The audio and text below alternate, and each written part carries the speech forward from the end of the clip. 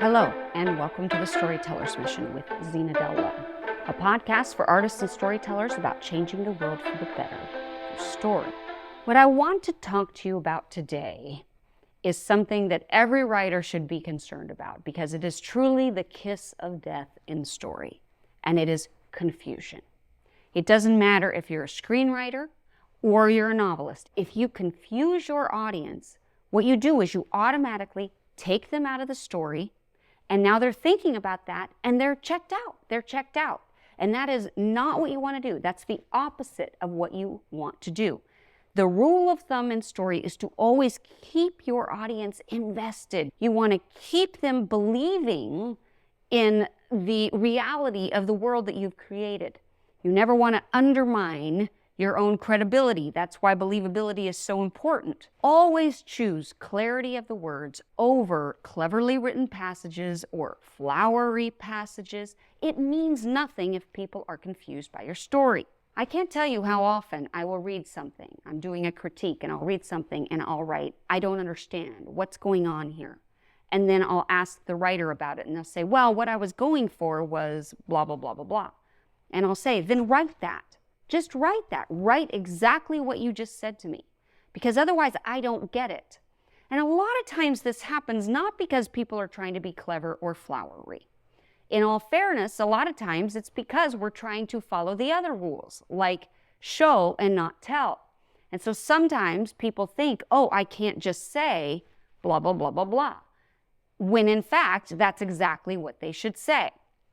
So how can you tell the difference? How can you tell the difference? Well, here is one of the tests I think you can apply to your story to figure out if this is a time where you can just tell me something.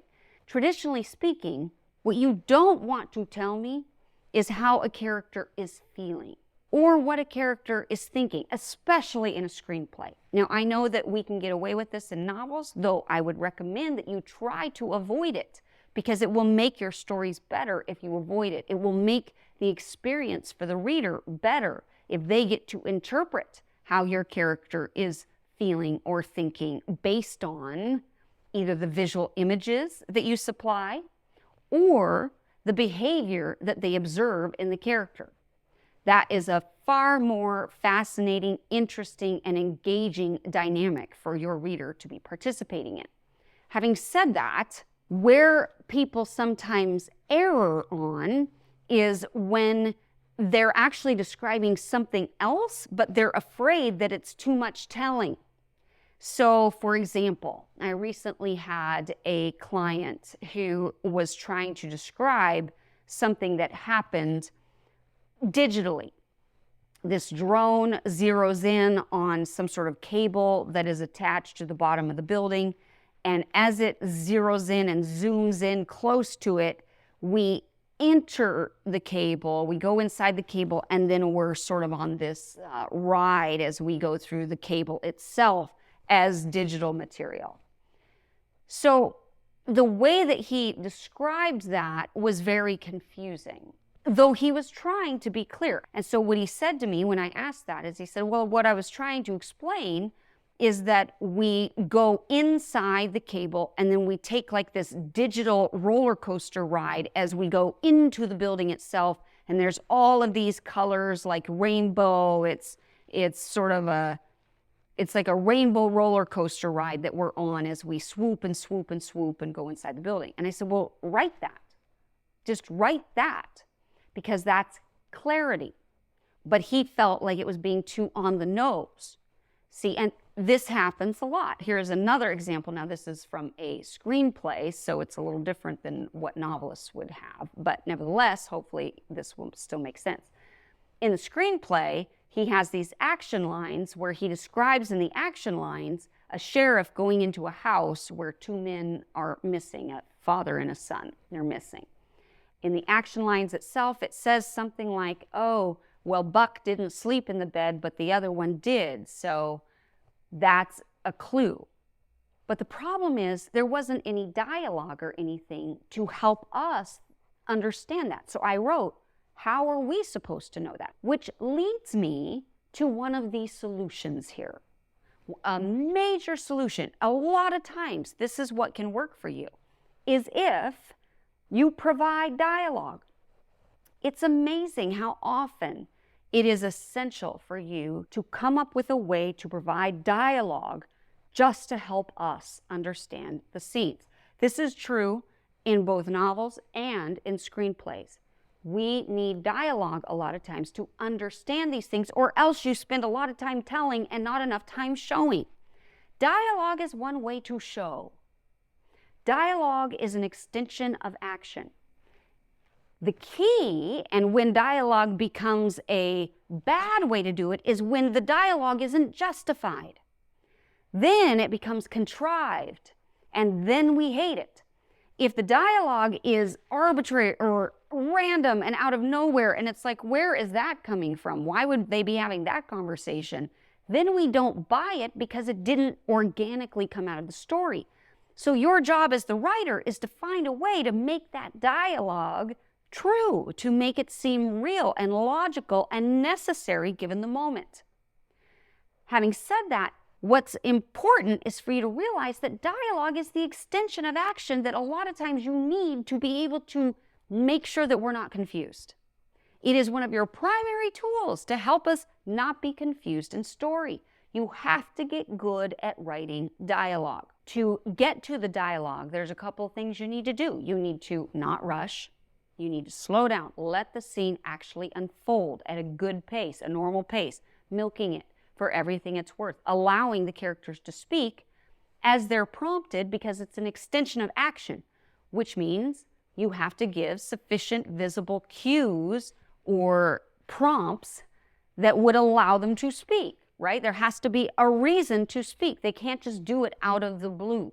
You also have to ask yourself, how will my audience know this? So if ever you're writing a scene where you're describing something to us, you have to ask, well, how will my audience be able to interpret that based on what I'm writing? So I've talked about creating visual cues that prompt dialogue to happen. But there is another element to this, which is where you actually create a device that allows dialogue to be a part of what is happening in that world, simply because without it, we won't know what in the world is going on.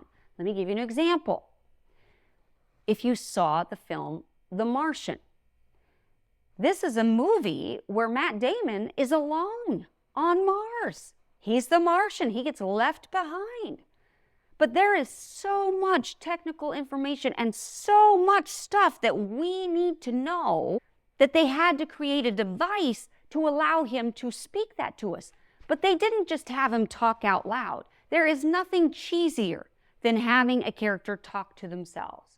Okay, you might be one of those saying, yeah, but I really do that in real life, so, da-da-da-da.